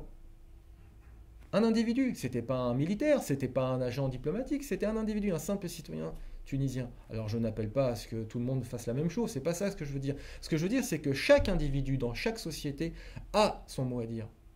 Et effectivement, donc plus il y aura un dialogue intersocial basé sur la vérité et l'esprit de normalisation, j'aime pas trop le mot réconciliation, mais l'esprit de normalisation et encore moins le pardon, parce que qui je suis moi pour pardonner? Je suis né en France, je suis français, je vais pardonner quoi? C'est mes grands-parents qui auraient pu pardonner, et encore. Mais moi, pourquoi? Quelle valeur aurait mon pardon? Zéro. Donc c'est pas à moi de pardonner. Tout comme le pardon en Turquie qui est la pétition. On va en parler de cette pétition. 30 000 signatures, très bien, bravo. En vitrine, très bien, bravo. Mais on ne parle jamais de la contre-pétition des 600 000 signatures qu'on dit non au pardon en Turquie. Jamais. Pourquoi? Ça dérange. Parce que la vitrine voudrait que, voilà, il faut montrer quelque chose de positif, etc. Mais pour arriver à quoi? À une dépolitisation du problème turco-arménien, à une désétatisation du problème turco-arménien parce qu'on déresponsabilise l'appareil d'État, à une déjudiciarisation de la question parce qu'on ne fait pas intervenir le droit dans cette affaire, c'est juste un pardon. C'est très bien, il faut encourager, mais attention, soyons prudents. Et là, ça revient au problème de la confiance. Et je finirai donc le tournant 2015. Eh bien, pour les Arméniens, il va s'agir de solenniser, de sacraliser l'événement, mais malheureusement de rester autour de la mémoire. Et moi, c'est ça qui me fait peur, personnellement. J'y vois pas que du bon dans la mémoire. Et puis pour la Turquie, il va falloir minimiser cet événement. Et d'ailleurs, il est question d'avancer d'un jour la commémoration des événements de Gallipoli, au lieu de le faire le 25 avril, de le faire le 24 avril, avec un parterre de chefs d'État. Ce qui est mal barré, puisqu'en plus, là, pour en revenir à ce que je vous dis sur l'Australie, eh bien, le Premier ministre australien devait venir à Gallipoli, et là, avec ce qui s'est passé dans un des États de l'Australie, il y a un problème diplomatique qui est en train de se manifester. Moi, je pense sincèrement qu'il est temps que les Arméniens sortent de la mémoire, reviennent dans l'histoire, deviennent des acteurs, des sujets de leur propre histoire. Alors ça demande des efforts. Et il est temps aussi que la Turquie, elle, eh bien, plonge dans sa propre mémoire. On ne peut pas rester comme ça, mémoire à trous, tout simplement parce que je pense que les citoyens turcs veulent s'approprier leur propre histoire. Et c'est pour ça que la question arménienne en Turquie dépasse largement les intérêts des Arméniens. Il y a une volonté de la part des citoyens turcs de s'approprier leur propre histoire, leurs droits, leur citoyenneté. Et tant qu'on les privera, et tant que la Turquie n'aura pas reconnu ce génocide des Arméniens, et là je m'adresse aux spécialistes des violences endémiques, je pense qu'on n'arrivera pas à extraire du corps social la violence en Turquie. Et c'est là le lien, et c'est là où l'implication de la communauté internationale doit être forte. Il faut arriver à faire comprendre aux Européens, aux Américains, l'idée suivante, c'est que toute démocratisation passe nécessairement par la reconnaissance du génocide des Arméniens. Tant qu'il n'y aura pas de reconnaissance du génocide des Arméniens, il n'y aura pas de réelle démocratisation. Donc il ne faut pas le mettre en aval du processus d'intégration si le processus arrive à son terme. Il fallait le mettre en amont. Or on a fait, encore une fois, on a confondu la Turquie avec Malte, comme si on pouvait faire rentrer la Turquie comme ça, avec les mêmes critères. Donc voilà, je suis prêt à parler donc de pourquoi il faut sortir de la mémoire, comment on peut sortir de la mémoire. C'est pas évident, c'est vrai, mais en même temps, je pense que ce sera difficile parce que ce peuple arménien est fondamentalement lié à la mémoire. Mais je pense aussi qu'il y a une révolution sourde qui est en train de se passer en diaspora, c'est que le modèle communautaire, donc fondé sur la mémoire, est en train de mourir ou meurt, et qu'un nouveau modèle éclaté mais individualisé, où la culture du zapping et interconnectée est en train de se mettre en place. On n'a plus besoin des réseaux communautaires traditionnels pour aller en Arménie. On peut y aller aujourd'hui et revenir en France 3 jours après, ce qui était impossible il y a encore 20 ans. Donc je pense que psychologiquement, l'Arménie est en train de s'ouvrir, elle se désenclave. La nouvelle génération, qui n'est pas encore au pouvoir, mais est mieux formée que l'ancienne, qui est trop marquée par l'époque soviétique. En diaspora, il y a une émancipation vis-à-vis des institutions traditionnelles. Donc les nouvelles générations ne voient plus, je dirais, leur destin à travers les églises ou les partis et les organisations traditionnelles. Ils le voient dans autre chose. Donc c'est aux organisations de se rénover, d'innover, sans se renier, et c'est possible, et on peut y revenir. Mais je vois surtout que dans la triangulaire Turquie-Arménie-Diaspora, eh bien, vous avez la diaspora, même si j'aime pas le mot la diaspora, parce que ça veut rien dire, mais disons les diasporas, qui sont encore marquées par la mémoire, mais qui sont prises en tenaille par 2 réalités, la Turquie et l'Arménie. Merci de votre attention.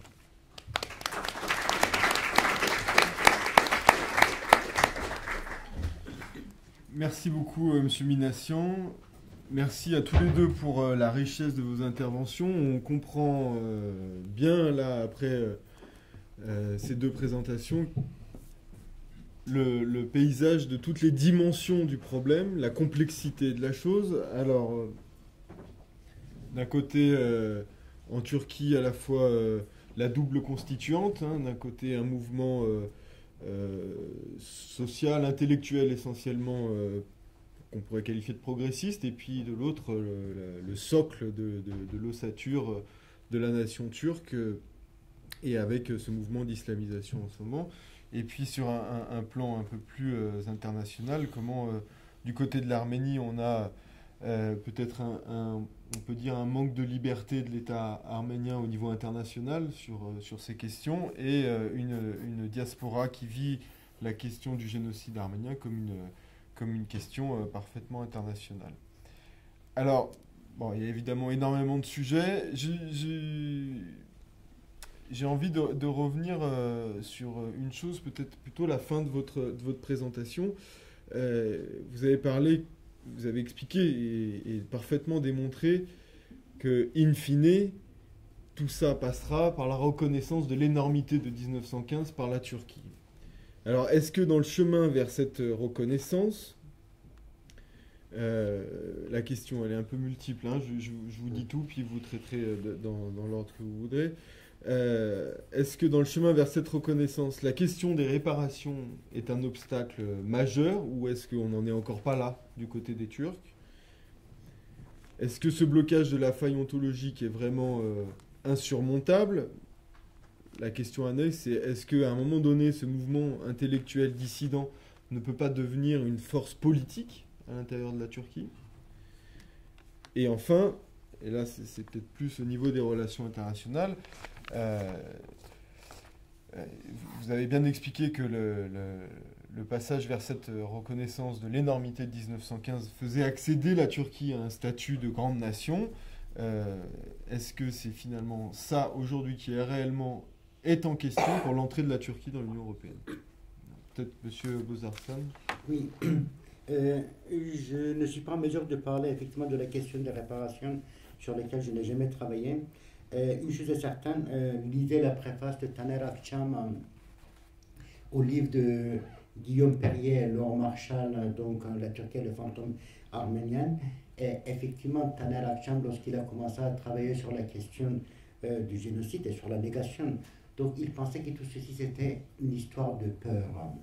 Une histoire de peur, on va perdre la face, une histoire de peur, ils vont demander encore des territoires, une histoire de peur parce que le syndrome de Sèvres va revenir, une histoire de peur parce que ça coûtera des milliards et des milliards de dollars, et sans doute d'une manière ou d'une autre ça va coûter des milliards et des milliards de dollars, parce qu'aujourd'hui plus personne ne nie en Turquie que le palais présidentiel est un bien arménien confisqué. Bon voilà. Mais de l'autre côté, Taner Akçam continue en disant que plus je me suis posé la question et j'ai travaillé sur le sujet, plus je me suis rendu compte que ce qui empêchait la reconnaissance, c'était notre responsabilité collective. La Turquie n'aurait pas pu exister sans le génocide. Le ministre des Affaires de la Défense turque, Vejdi Gönül, avait fait une déclaration, je crois que c'était en 2010 ou 2011, qui avait fait un scandale à l'époque, en disant que prenez les comment on s'appelle, on appelle cela les guides oui, les guides téléphoniques, hein, ou les guides de chambres de commerce d'Izmir d'avant la guerre, vous verrez qu'ils sont tous des Arméniens ou des Grecs. Si on n'avait pas fait ce qu'on a fait, l'économie turque n'aurait pas été une économie turque. Je crois que bon, là, ça vous donne effectivement l'explication. La Turquie s'est fondée sur le génocide. Et je crois que reconnaître effectivement que la nation s'est constituée, la République s'est constituée sur le génocide, hein, est quelque chose d'assez terrible. Après, je suppose qu'effectivement, s'il y a la reconnaissance, hein, d'une manière ou d'une autre, un processus de réparation morale, symbolique, matérielle ou je ne sais plus quoi sera posé, peut-être, je n'en sais rien. Je ne sais pas qu'est-ce que le processus va entraîner, mais il n'en reste pas moins que la principale question, c'est que la nation a commis cet acte. Sans cet acte, la Turquie n'aurait pas été ce qu'elle est. La question de cette dissidence, cela est double. C'est une question qui est double parce que ça renvoie à la fois à la Turquie et ça renvoie aussi au contexte moyen-oriental d'une manière générale. À la Turquie, parce qu'effectivement, dans les années 60-70, la question nationale n'était pas posée en Turquie. On était tous dans la question sociale. Donc, effectivement, c'était les années où la question politique était beaucoup plus importante. On était dans le contexte tricontinental. Donc, il y avait un mouvement ouvrier, il y avait un mouvement estudiantin extrêmement fort. À la limite, la question identitaire, hein, était infiniment moins importante. Et cette gauche a perdu. Cette gauche a perdu, non pas moralement, mais socialement, parce que face à cette gauche, qui effectivement expliquait que la Turquie était une sorte de semi-colonie dépendante de l'impérialisme, etc., le camp conservatif a pu brandir l'image d'une Turquie noble, d'un empire ottoman grandiose, l'image d'une Turquie puissante, etc. Et cet imaginaire de puissance a conquis une grande partie de l'électorat, et face à cet électorat, disons que cette gauche qui brise la nation, qui déchire la nation de l'intérieur, n'a pas beaucoup de perspectives d'avenir. Ce n'est pas uniquement le cas de la Turquie d'ailleurs. Hein. Si vous prenez Israël, Uri Ben Eliezer, qui est un chercheur israélien, disait que le système israélien avait été critiqué au début des années 2 par deux courants. Un courant qu'on peut appeler la société civile, qui interrogeait l'histoire d'Israël, qui parlait de l'histoire en termes de déchirure, et qui critiquait l'État parce que l'État n'était pas assez démocratique. Et de l'autre côté, il y avait la société de solution militaire, et cette société de solution militaire critiquait l'État parce qu'il était beaucoup trop démocratique. Et il dit finalement, c'est cette société militaire qui l'a emporté, et on a l'impression qu'en Turquie, on est dans la victoire constante de cette société militaire. Et puis il y a un deuxième facteur, c'est que la gauche moyenne orientale est dans un état lamentable, Et la Turquie, de ce point de vue-là, fait partie du Moyen-Orient. Pourquoi cette gauche est dans un état lamentable? Parce que cette gauche qui pouvait par le passé se nourrir à la fois de l'intelligentsia et d'une couche plébéienne, d'une société urbaine, depuis une vingtaine d'années, ne propose en gros pas d'autre chose que la défense d'un style de vie occidentalisé, ou la défense des individus, le droit des femmes, le droit des homosexuels, les droits des minorités, etc. Alors qu'une grande partie de la société n'est plus du tout dans cette dynamique. Au contraire, le camp conservateur et islamiste propose aux sociétés moyen-orientales toute autre perspective, allant de néolibéralisme outrancé à une politique extrêmement populiste par rapport aux couches défavorisées. Et par rapport à cela, on ne voit pas comment la gauche moyen-orientale pourrait renaître de ses cendres. Ou la gauche tout court peut-être. S'il y avait une gauche internationale, universelle, forte, peut-être que cela contribuerait aussi à la renaissance de la gauche au Moyen-Oriental. Mais nous, aujourd'hui, ce courant dissident constitue la conscience de la Turquie. Et de l'autre côté, ce courant dissident ne constitue pas un courant politique susceptible de l'emporter dans l'immédiat du moins. Très bien, merci pour ces précisions. On peut probablement extrapoler sur la crise de la gauche moyenne-orientale à une crise un petit peu plus générale. Est-ce que, par rapport à la question de l'entrée de la Turquie dans l'Union européenne, est-ce que vous avez parfaitement expliqué les instrumentalisations internationales, les pressions qui rentraient en jeu, le plus souvent finalement pas au bénéfice, évidemment pas de la mémoire, mais encore moins souvent de l'intérêt des États, hein, finalement. Alors, pour l'Arménie, ça paraissait souvent assez évident, mais finalement souvent aussi de la Turquie, par rapport à l'instrumentalisation de Washington notamment. Comment la question de l'entrée de la Turquie dans l'Union européenne et son interconnexion avec l'influence sur la reconnaissance du génocide arménien joue aujourd'hui dans le Caucase? Oh, vaste question. Bon, déjà, le processus d'adhésion de la Turquie dans l'Union européenne est lancé. On ne sait pas s'il va aboutir à la bonne solution pour la Turquie, l'adhésion pleine et entière, ou si on s'achemine vers un partenariat renforcé que la Turquie ne voudra pas. Deuxièmement, donc on en est là. Même si la France vient de débloquer un chapitre, ça ne veut pas dire grand-chose, mais c'est un premier signe. Deuxièmement, la Turquie reste arc-boutée sur ses principes vis-à-vis de Chypre, de non-reconnaissance. Donc ça pose un sérieux problème pour Ankara de vouloir intégrer une famille dont on ne reconnaît pas un des membres. Troisièmement, c'est pas à vous que je vais dire ça ici, mais je pense que l'Union européenne est dans un tel état de difficulté que je ne sais pas si elle pourrait accepter un nouvel État aussi important, du moins géographiquement, que la Turquie. D'autant que quand on voit les frontières de la Turquie actuellement, on se pose des questions pour la sécurité européenne. Syrie, Irak, Iran, Caucase, qui apparaît comme le segment le plus stable, imaginez si on vous dit ça. Donc ça pose un vrai problème. Vis-à-vis de la question arménienne, je pense que le Parlement européen est en avance par rapport aux autres institutions européennes, notamment la Commission ou le Conseil de l'Europe, ou le Conseil européen plutôt. Donc en avance pour dire que la Turquie doit reconnaître le génocide arménien avant d'adhérer à l'Union européenne, etc. etc.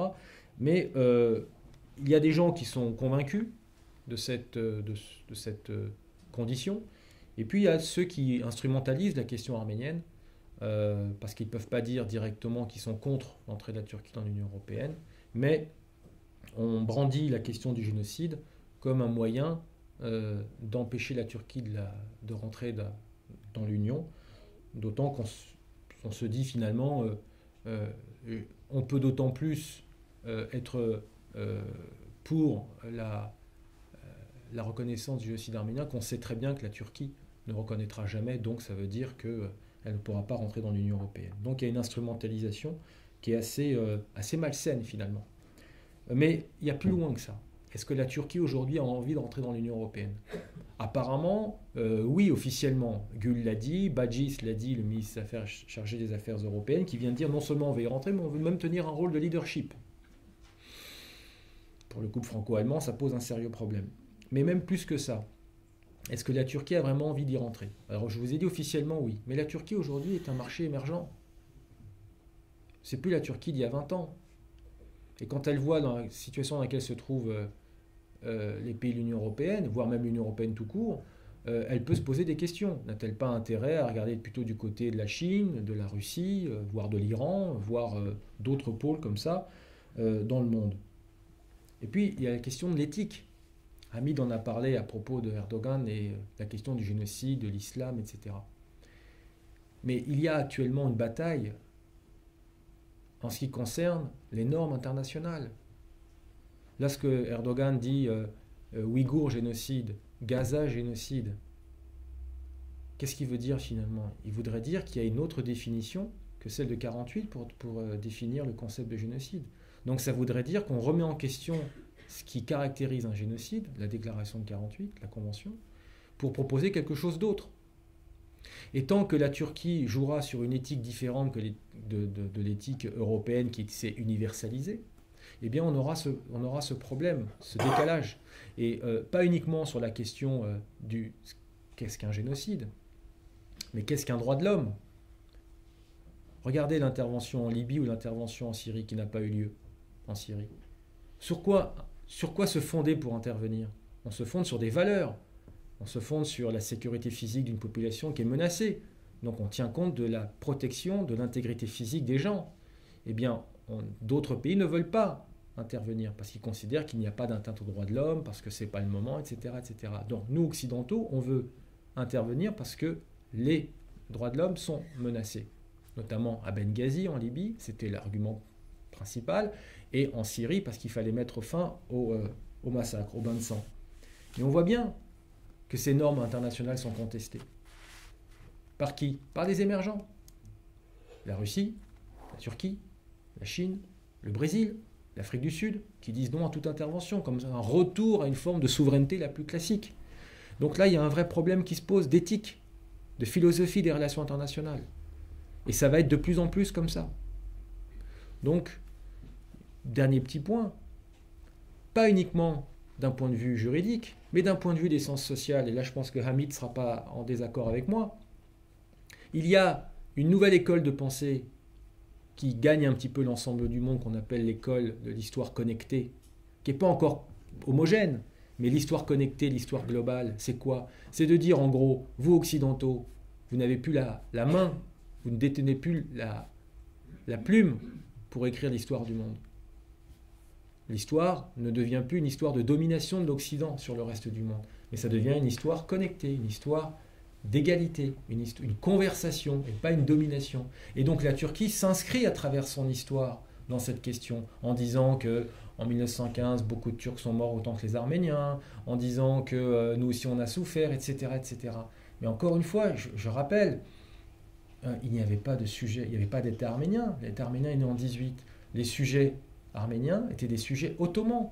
C'est que l'État central a été incapable, la preuve, d'assurer la sécurité minimale et son pouvoir régalien. Donc on voit bien Ottoman avait quand même un statut un peu particulier au sein de l'Empire ottoman. Oui, en plus, c'est-à-dire qu'ils étaient des sujets ottomans, mais frappés du statut de dhimmi. Mais là aussi, il y a une contradiction dans le monde arménien ottoman. C'est que d'un côté, vous aviez à Istanbul des élites, alors les amirats, etc., des élites qui étaient parfaitement intégrées au jeu politique, institutionnel et commercial et économique ottoman. Et vous avez de l'autre côté les populations qui étaient dans les provinces reculées de l'Empire ottoman, qui étaient totalement, alors là, vraiment victimes de l'arbitraire.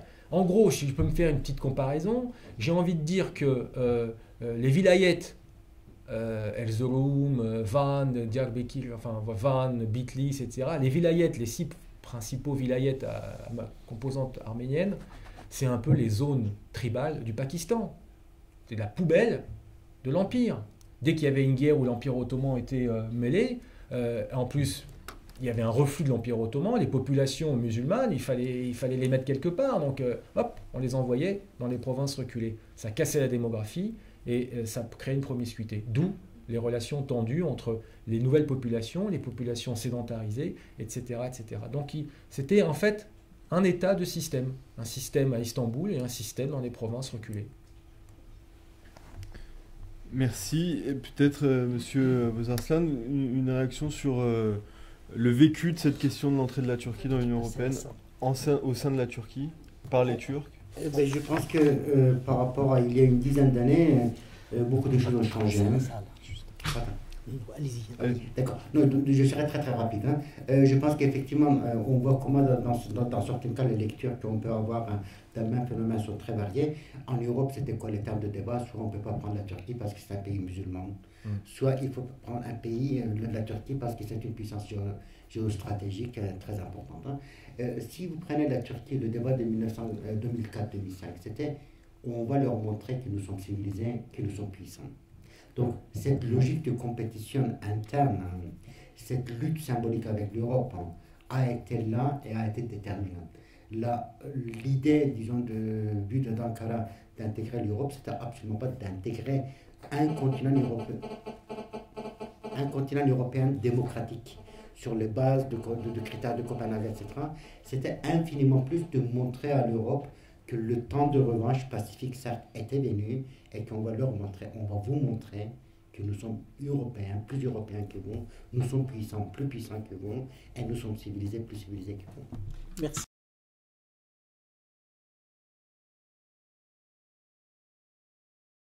Ce qui se passe aujourd'hui, très clairement, c'est que l'AKP dit aux Kurdes, nous vous reconnaissons. Nous reconnaissons même qu'il y a eu par le passé des injustices.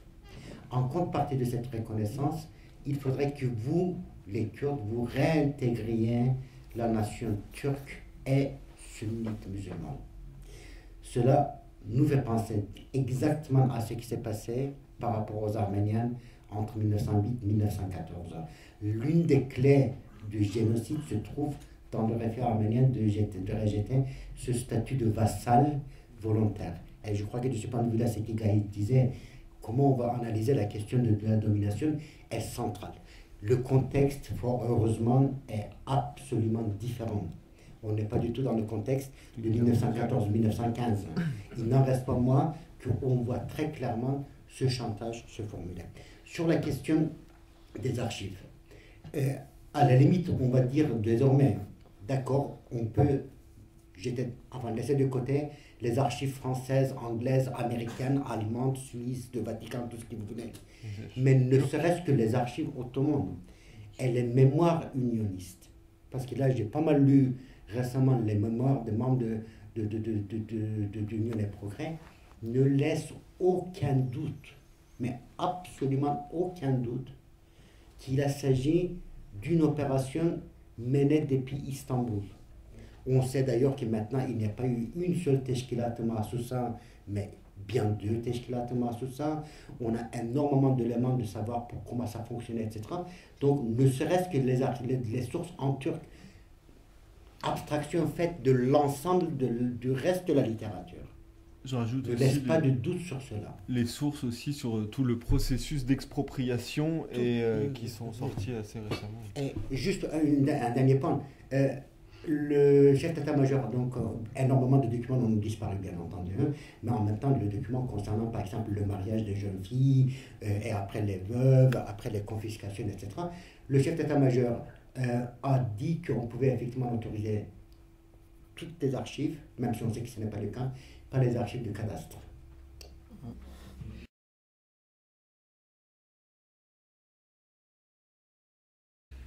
Monsieur Nation, sur... je vais répondre sur le reste des questions. Les relations entre l'Arménie et la Turquie et les voisins de l'Arménie. Alors la question arménienne n'intervient pas directement. Du moins la question du génocide des Arméniens n'intervient pas dans les relations entre la Turquie et l'Iran. L'Iran a besoin de la Turquie a besoin de l'Iran. Et la question arménienne, du moins du génocide, vraiment n'intervient pas. La question kurde par contre, oui. La question kurde, oui, mais la question du génocide, non. En revanche, la question de... le débouché économique pour l'Iran à travers le Caucase et donc à travers une relation privilégiée avec l'Arménie, oui. Là, c'est important pour l'Iran. Puisque c'est le seul pays chrétien en plus qui est frontalier de l'Iran. Et l'Iran a besoin, pour montrer qu'elle est dans une dynamique de dialogue et civilisation, de montrer qu'elle tient à cette relation privilégiée. En ce qui concerne les relations économiques, effectivement, mais c'est du marché noir, c'est de la contrebande, et ça passe par la Géorgie, je ne sais plus, c'est monsieur, je crois. D'ailleurs, c'est un Turc... ouvertement. Oui. On voit les camions, Oui, oui, mais par milliers Voilà. traverser la frontière entre l'Arménie et la Géorgie. voilà. Et donc, il y avait un businessman turc qui disait que on est le troisième partenaire économique nous Turcs, troisième partenaire économique de l'Arménie. Mais bon, ce n'est pas officiel. Tout transite par la Géorgie. Sur le point du Haut-Karabakh, effectivement, là aussi, vous savez, une des particularités de la question du Haut-Karabakh aujourd'hui, c'est que c'est devenu une question globale. C'est devenu un problème global qui dépend de l'avenir de l'Iran, la question entre la Géorgie et la Russie, la Turquie et l'Arménie, bien entendu, mais indirectement, pas directement, mais voilà, il y a des effets. Les relations Russie-États-Unis, notamment dans la région. Donc, je dirais que c'est une des réussites de la diplomatie arménienne, c'est d'avoir fait en sorte que, finalement, aujourd'hui, comme tous les problèmes se globalisent, et bien même le traitement de la question du Haut-Karabakh s'est globalisé. Et puis, dernier point, c'était pourquoi je n'ai pas parlé de la question kurde, parce que j'étais sur une dynamique et un sujet qui était turco-arménien, et que j'aurais pu en parler, effectivement, vous avez raison, mais dans un aspect indirect. Et puis comme Amit avait commencé avec la Turquie, je lui avais laissé le volet kurde en traitement. Voilà. Mais vous avez raison d'insister sur la possibilité offerte aux Arméniens et aux Kurdes et aux Alévis de pouvoir, pas dire un front, mais de pouvoir créer une chaîne de solidarité pour essayer d'obtenir ici ou là des compensations. Et peut-être sur le mouvement kurde, alors là c'est de l'extrapolation, mais si on imaginait au niveau international les effets de l'avènement d'une nation kurde ou d'un État kurde dans la région. D'abord, ce serait la guerre. Je ne vois pas comment, autrement que par la guerre, il y aurait un processus d'émancipation des Kurdes. C'est vrai que c'est complètement aberrant cette histoire. 22 millions de Kurdes, c'est ça, hein, 22 millions, 30 millions de Kurdes, pas d'État, c'est complètement aberrant. Mais en même temps, regardez quels sont les pays qui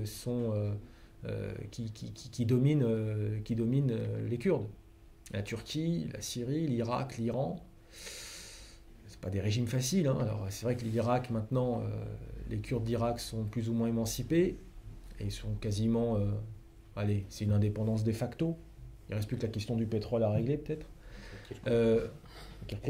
Kirkuk, ouais, le pétrole. La Syrie, je ne veux pas m'avancer parce qu'on ne va pas faire de politique fiction, mais disons que tant qu'il y a la guerre, on peut rien dire, donc je préfère ne rien dire. La Turquie, il y a une dynamique de paix, mais c'est très fragile. Encore une fois, c'est un pas en avant, deux pas en arrière, aussi avec les Kurdes, donc on ne sait pas trop. Et la question iranienne est aussi liée à la place de l'Iran dans la région et à l'échelle internationale. Les Iraniens en Iran souffrent du régime, la dureté du régime iranien, mais en même temps, ils peuvent aussi profiter d'un moment donné d'une chute de régime. Mais là aussi, je ne m'avancerai pas parce que je ne suis pas dans une politique fiction. Voilà.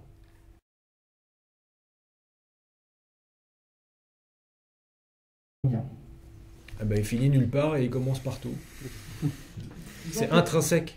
Je veux dire, il faut bien comprendre, la relation Arménie-diaspora, c'est pas une relation entre deux entités. C'est d'abord une relation familiale. Vous ne pouvez pas couper une famille en deux. Tout simplement. Il y a autant d'Arméniens qui ont de la famille en diaspora qui vivent en Arménie que de l'inverse. Donc les liens sont très forts. Au-delà des clivages politiques, il y en a de moins en moins. Au-delà des clivages religieux, il n'y en a quasiment pas.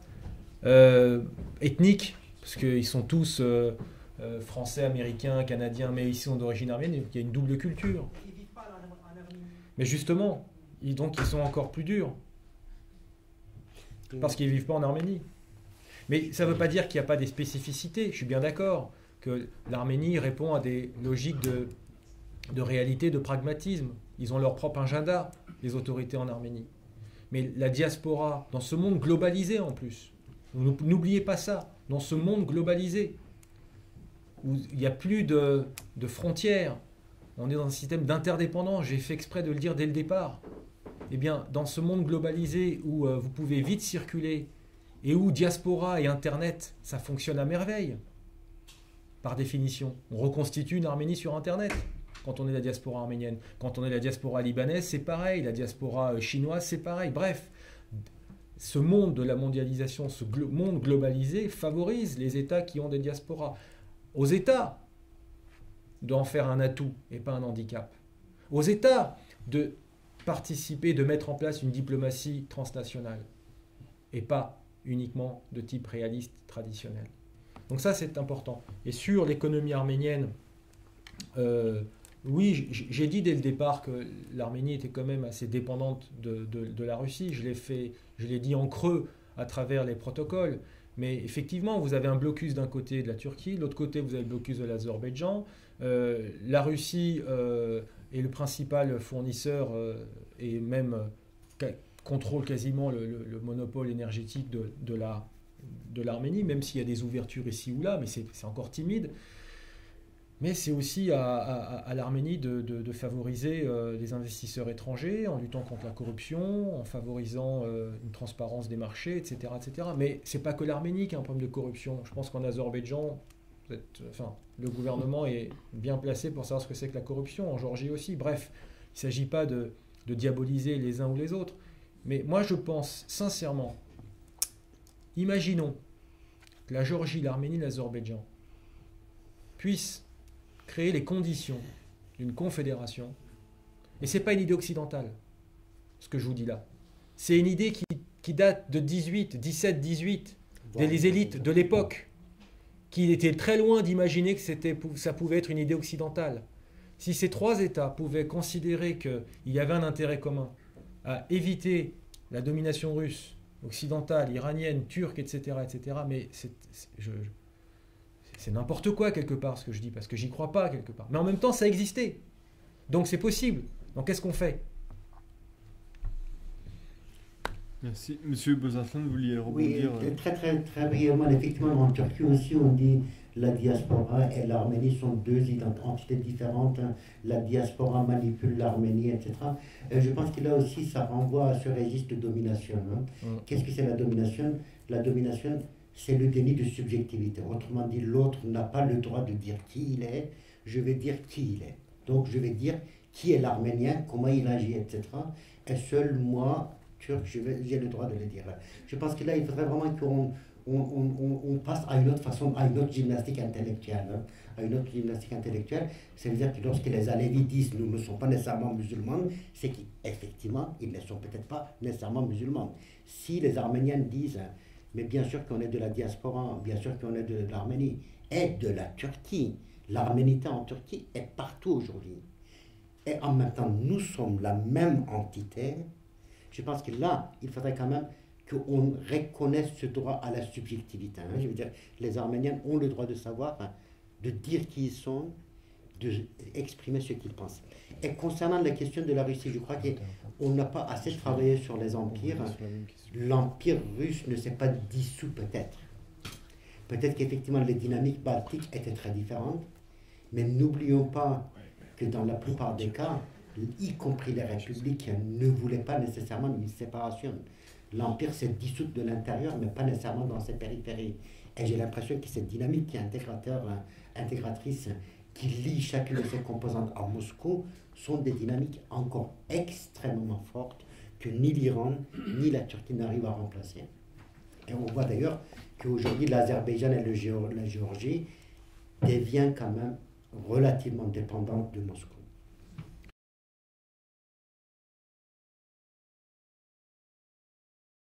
Je pense que concernant la question de la mémoire, cette question de la mémoire serait beaucoup mieux gérée s'il y avait un transfert de fardeau.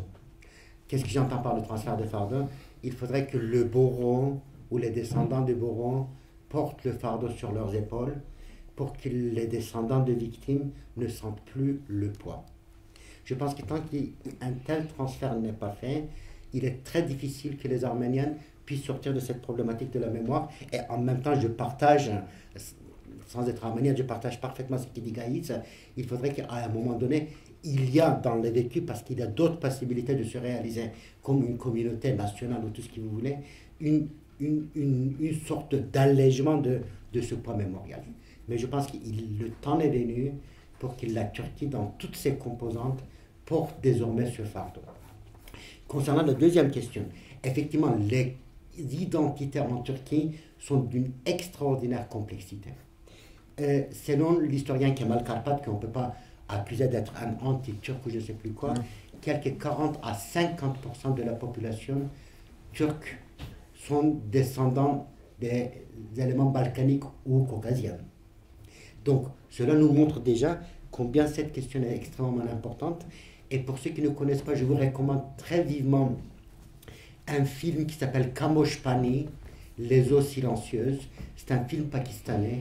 Voyez-le, parce que je crois qu'on voit combien la violence contre la gente féminine a pu effectivement être tue. Le Pakistan a pu être islamisé comme la Turquie a pu être islamisée, mais en même temps, des questions de déchirure aussi lourdes ressortent à un moment donné, inévitablement.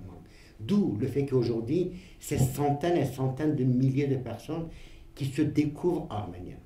Et s'ils n'ont pas la possibilité d'assumer cette identité déchirée, on sait qu'ils vont passer par la violence, une partie. Déjà, par le passé, les Arméniens survivant au génocide étaient lourdement impliqués dans la gauche radicale et parfois très, très radicale. Et aujourd'hui, on peut effectivement penser que si ces gens-là n'arrivent pas à avoir une place légitime sur la place publique, dans l'espace de visibilité, il n'y aura pas d'autre issue que d'autres modes d'expression radicales. Concernant les archives ottomanes, non, tout n'est pas encore ouvert, mais ce qui est ouvert à tous les chercheurs. Et une partie d'ailleurs est désormais sur Internet, etc. Taner Akçam a publié l'essentiel, donc les parties les plus sensibles ont été déjà traduites en turc et en anglais. Je crois que la traduction du livre de Taner Akçam aura lieu aussi en français. Et, voilà. Et concernant ces mémoires, dont une partie a été écrite en caractère arabe, mais qui sont très largement disponibles en caractère latin, les autres ont été écrites directement en caractère latin, dans les années 30 ou 40. Les unionistes étaient très très jeunes, n'oublions pas. Enver Pacha, Enver Bey, lorsqu'il a réalisé son coup, il n'avait que 27 ans. Talat avait quelques années de plus. Donc, beaucoup de ces unionistes, surtout on a été tués bien entendu, beaucoup ont vécu jusqu'aux années 70-80. Djelal Bayar, qui a écrit ses mémoires de 8 volumes, par exemple, il est mort, je crois, si je ne me trompe pas, en 86. Donc, les comités avaient une longue vie. S'ils n'étaient pas tués tout de suite, ils pouvaient vivre très longtemps. Et donc, une bonne partie de ces gens-là ont écrit leur mémoire après. Mais les tout premiers documents datent de 1916. C'est le discours officiel de Talat Pacha au congrès du Comité Union et Progrès. C'est un discours très important parce que c'est un discours qui prend pratiquement mot à mot le discours de Abdul Hamid. Et ce n'est pas du tout par hasard qu'en 1917, Talat Pacha va rendre hommage à Abdul Hamid avant sa mort, va lui rendre, va le visiter, et les passages qu'il consacre à Abdul Hamid dans ses mémoires sont également très intéressants.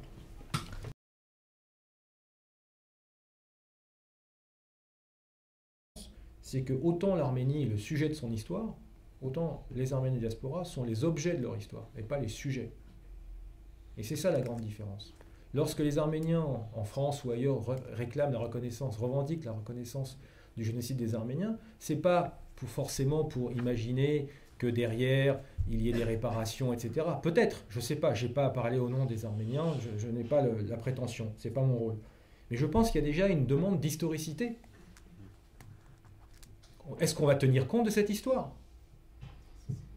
Et c'est ça, d'abord, la première revendication. Ce n'est pas une question électorale, ce n'est pas une question politique, c'est une question, je dirais, sociologique.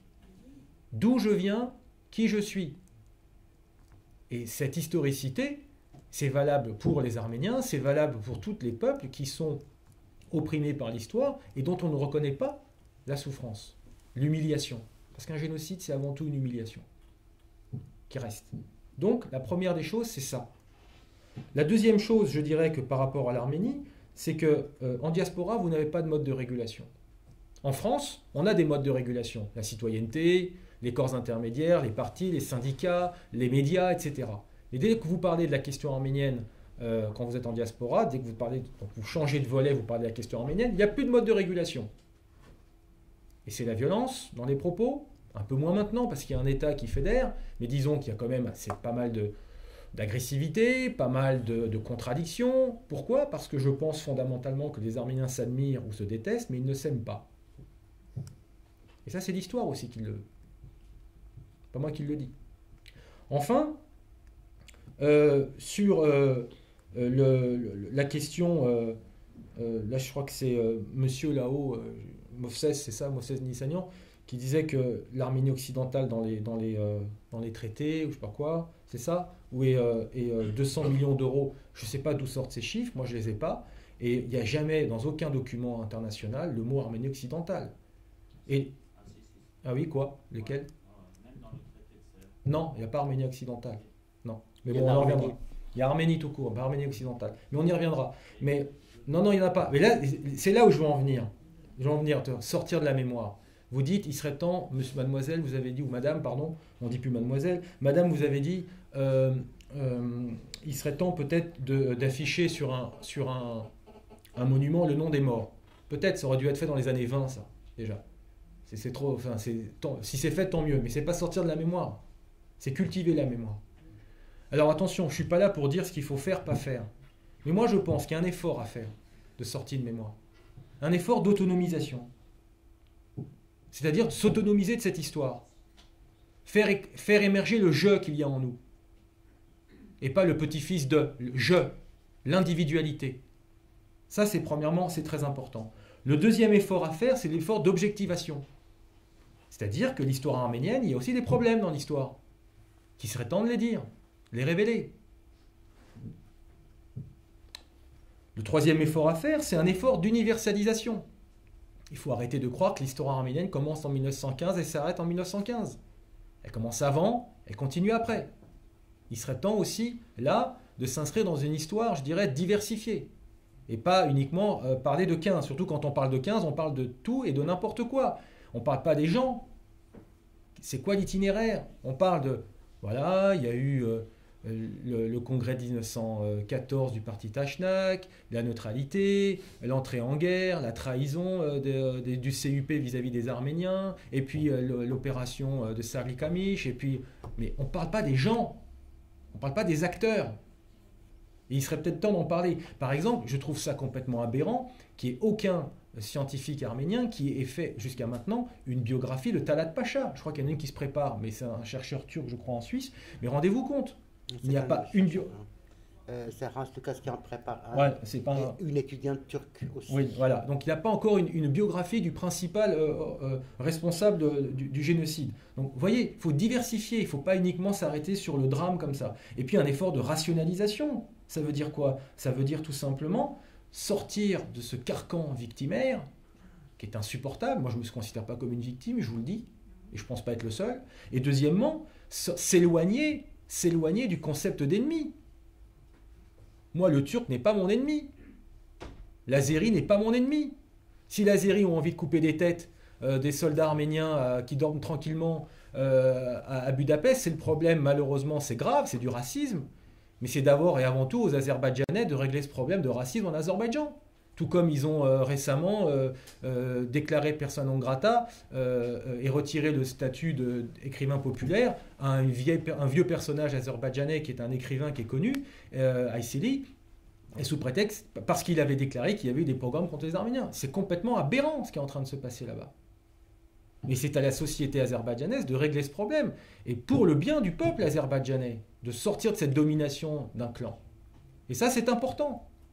Maintenant, pour les Arméniens, si on arrive à faire cet effort d'autonomisation, d'objectivation, d'universalisation et de rationalisation, je pense que les voies de l'ouverture vers la fin de la mémoire peuvent se dessiner, mais je pense qu'on peut trouver une voie intermédiaire entre mémoire et histoire, mais surtout se dire que l'histoire, c'est la vérité, et la vérité, elle fait mal parfois, mais c'est la vérité. Vous savez, l'histoire, c'est une science, il n'y a pas d'affect dans l'histoire. Les faits parlent. Il n'y a pas d'émotion dans l'histoire. Alors que la mémoire, c'est chaleureux. Ça peut faire mal aussi, on cultive le drame, mais c'est chaleureux, on est entre nous. Puis autour de la table, il y a tout le monde. Il y a les grands-parents, les arrière-grands-parents qui sont morts, qui ne sont plus là, ou il y a même les fédaillis, etc., etc. Tout ça, c'est fini. Il faut arrêter. C'est-à-dire il faut les laisser en paix, dormir tranquillement en paix. Mais en même temps, ça demande un certain travail, un certain effort. Surtout et avant tout, je vous dis, d'autres s'autonomiser, c'est-à-dire descendre du train de l'histoire arménienne et le regarder, mais vraiment tel qu'il a eu lieu, n'était pas tel qu'on nous l'a raconté. Hein? L'objectivation, ça veut dire qu'il y a des problèmes en histoire arménienne, qu'il y a des creux, qu'il faut les créer, qu'il faut les combler, raconter ce qui s'est passé, cette histoire, rendre des comptes aussi au peuple arménien, ça c'est aux Arméniens de décider, d'universaliser. 15, c'est un tournant, mais ce n'est pas le début et la fin de l'histoire du peuple arménien, et rationaliser, c'est-à-dire s'éloigner du concept d'ennemi, et puis finalement se respecter. Merci.